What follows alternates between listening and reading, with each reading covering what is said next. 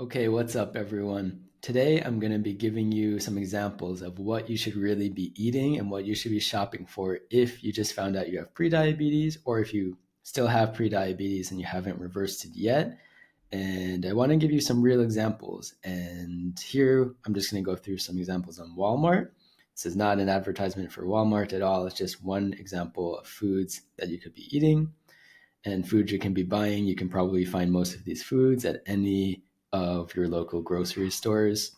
So I'm going to go over some of the mindset and some specific examples, but with prediabetes, it doesn't really matter exactly what diet you choose, whether it's paleo or Mediterranean or keto, or you can even do vegetarian or any of those kinds of diets. It doesn't really matter. It matters, can you stick to eating whole foods, stay away from processed foods, stay away from sugar and refined grains and things like that. So obviously what you want to be focusing on is real foods, and I'm going to go over some of that today. So some of that is just vegetables and meats and fish. You can also eat some grains and some starchy vegetables and some fruits and things like that. And even some dairy is also perfectly fine.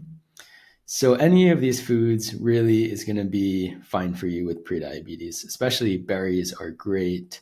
Oranges, you can eat whole oranges. Just the juice is what you have to be careful of. And something I was doing, for example, was drinking juice every day before I knew I had prediabetes. And that was something that spiked my blood sugars and caused a lot of problems. So when I found out I had prediabetes, and what I help my clients with now is to focus on eating whole fruits like oranges, but not drinking orange juice. And if you are going to drink orange juice, it's going to be on an occasion, and you know it's not something that's necessarily really healthy for you because it can spike your blood sugar. Um, Fruits like this, tomatoes, vegetables are fine. Bananas also can spike your blood sugar a bit more. So if you do want to eat things like bananas, it's totally fine, of course, but eat it maybe with some healthy fats or some protein, maybe some almond butter or some cheese, for example.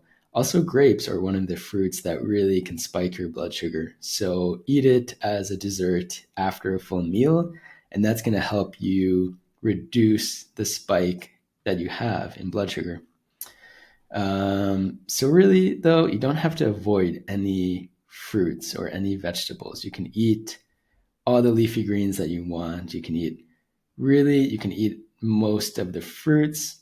If it's a fruit that has a lot more natural sugar, maybe eat it after a meal versus something like berries, like strawberries or blueberries or raspberries or blackberries.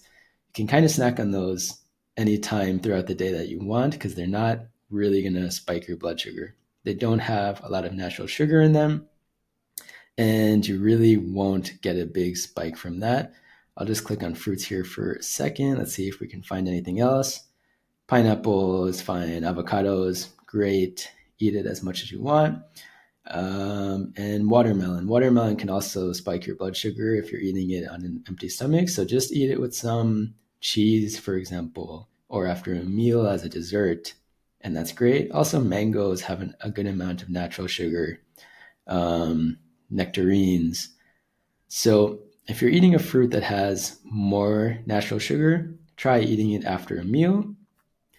And yeah, and if you want something like lemons in your water, for example, it's a great alternative to drinking a glass of juice because you still get that taste from the lemon, but you don't get a lot of sugar.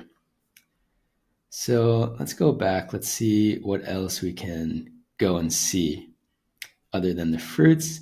Okay, pantry staples. So a lot of these things, as someone who is just diagnosed with prediabetes, you're going to want to avoid. So pasta, for example, all of these pastas here are going to be white refined grains, and really they're going to spike your blood sugar by a lot. So when you're reversing prediabetes, you really want to limit things like this: penne, Barilla, white flour. It's really things that will spike your blood sugar. So don't eat it alone. if you are going to eat it, limit your portions and eat it with a lot of protein and healthy fats. So eat it with, a significant amount of chicken or beef or fish or something like that, and olive oil and things like that. So if you do want to eat pasta, some of my favorite alternatives for someone with prediabetes would be red lentil pasta, which I don't see it here, but they have it in a lot of stores, or chickpea pasta. Red lentil is my favorite. It still tastes really great, but it has lots of fiber in it and it will fill you up much faster than normal pasta. So you'll be satisfied and you'll eat a lot less naturally just because it fills you up really easily. Some salad dressings you really have to watch out for if you're diagnosed with prediabetes. So let's just click on this, for example, and let's look at the ingredients here. So right here, first ingredient is soybean oil, which is really something you want to avoid. You want to avoid all the vegetable oils if you have prediabetes, and honestly for everyone. Things like that, if you see it in any of these packaged foods, you really want to avoid it and move on to something that has either olive oil or avocado oil. Those are the healthier fats, the healthier oils that you'll find in different products that you can buy. So you really have to watch out for a lot of the salad dressings and a lot of products like that. For example, ketchup. Let's see where we can find hidden sugars, for example. Ketchup might look innocent, but it's really not. You have corn syrup in here. You have natural flavors, which are not natural at all. And let's see, what else do we have? High fructose corn syrup, and a lot of things you don't want to be eating in here. Let's see just what the sugar content is. Let's go down. Maybe it shows it. Okay, here. So we have 4 grams of added sugar for just 1 tablespoon. So that's a lot of sugar for a very small amount. And yeah, you should find something for condiments like this that has less sugar. Definitely avoid high fructose corn syrup, not a food that you want to be eating if you have prediabetes. So if you focus on whole foods, meat, vegetables, fruit, dairy, cheese, things like that, it's going to be great for you. All of these packaged foods like this, like these snacks, for example, or ramen, they're all going to have things that you want to avoid. And I can just go in here on a random one and give you some real examples. So let's go to the ingredients. So enriched flour, vegetable oil, palm oil, things like that, and just tons of things here. There's so many that you really want to avoid, so many of these different ingredients, but just for a few is the enriched flour and the vegetable oils. Already there, it's things that you don't want to be eating. So if you do want to eat something like this, eat red lentil pasta. It's a much better choice for you. So I'll go over a few more examples here, and I can do more videos if you like this style in the future. But right before I get back to a few more of these examples, if you're looking more for motivation and mindset and really questions to your exact answers to your exact questions going through the process of prediabetes, I think the Find Your Nutrition Tribe, the community that I made for people with prediabetes, is really the best option for you. And I'm going to put a link to this findyournutrition.com/tribe in the what's it called?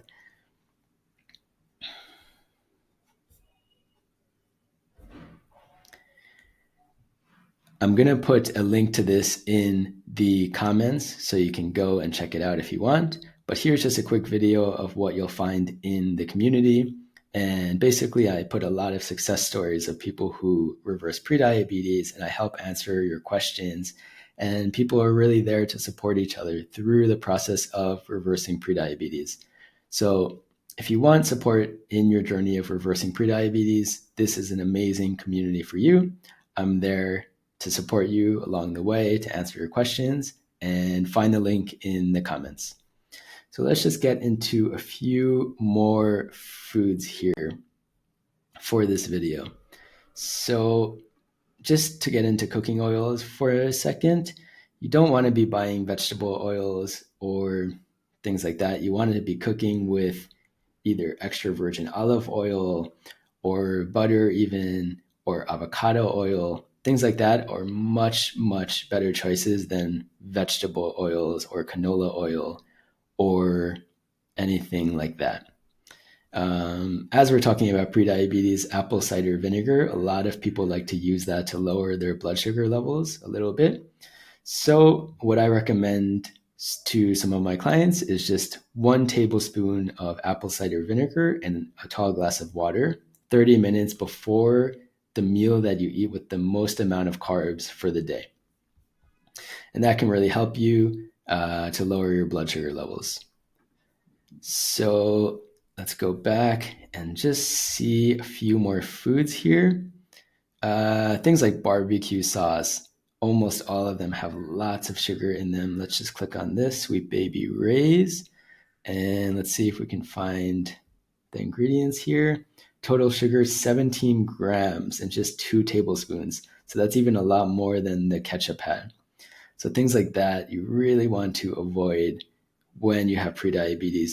And sauces like tahini can be great alternatives to this for people with prediabetes and for anyone. Honestly, if you reduce your sugar intake throughout the day, you can really increase your energy so much. And it's really life-changing. Like any of the symptoms you might have from prediabetes, like tiredness or tiredness after meals, or there's tons of different symptoms that you may have. It'll all go away once you reverse prediabetes, and reducing your sugar intake can really be one of the big steps you can do to help you with that. So let's look at Velveeta, for example. I used to love this, but it's really, really not a good thing to be eating at all. Enriched macaroni product, wheat flour, all of these things, natural flavors and colors, it's just not healthy for you at all. There's no nutrients in there. It's just a bunch of carbs without really any fiber, 49 grams of carbs per serving with only 1 gram of fiber. You can do much better with that with lentils or beans or real food, all of these things like in packages with tons of ingredients, that's not real food. Focus on real food. And you can get things in cans, for example, or you can get even frozen items. Let's see, frozen here. Let's see what we can find. There's lots of different things in the frozen aisle that you can eat that are really great. For example, just frozen vegetables. Let's see what we can find. Okay, so when I say frozen, I don't mean get frozen ice creams or things like that. Things like that you shouldn't be eating in your journey to reversing prediabetes. Maybe once in a while, once every few weeks after eating dinner as a treat, it's fine.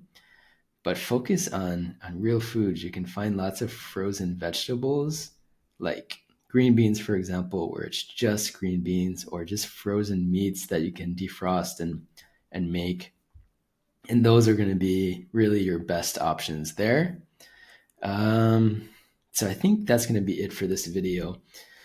Let's do this again, though. If you like this format, I'll go through way more foods. We only got through a very small handful today. If you want to join the community, go ahead and do that. I'd love to see you there. I really give a lot of support to anyone who joins this community.